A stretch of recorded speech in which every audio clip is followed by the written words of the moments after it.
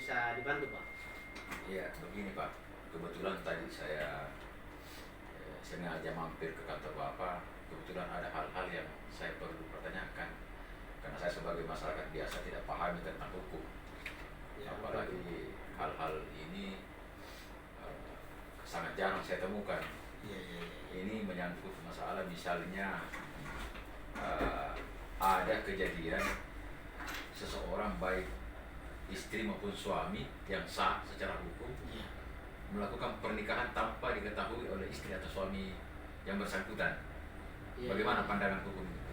Ya, dia melakukan pernikahan Melakukan pernikahan tanpa sepengetahuan tanpa sepengetahuan Istri. suami atau istrinya. Ya, Kalau begitu, ini kan seseorang yang melakukan pernikahan ya, yang sementara dia sudah menjadi suami atau istri yang sah, kemudian dia menikah lagi tanpa izin suami atau istri, itu suatu pelanggaran, pelaku tindak pidana, ya, dikenai sanksi pidana dalam kitab Undang-Undang Hukum Pidana pasal 279.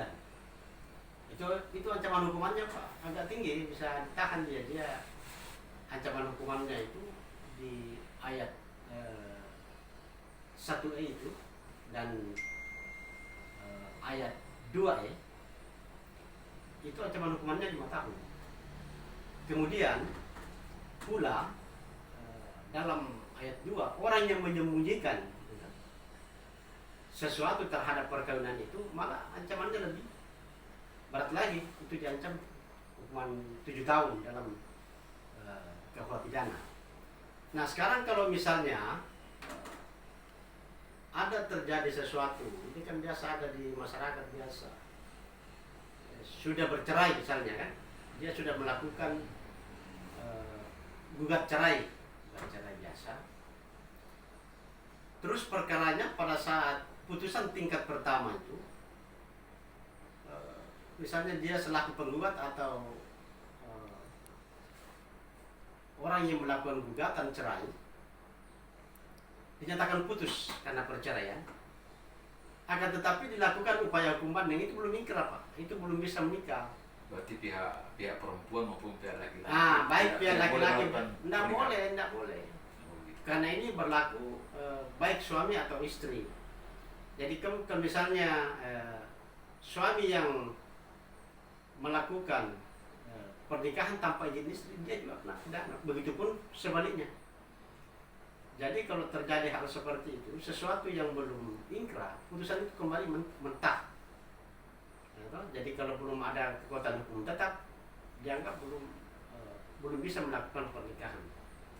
Karena memang KUH pidana itu menghalangi orang menikah tanpa izin.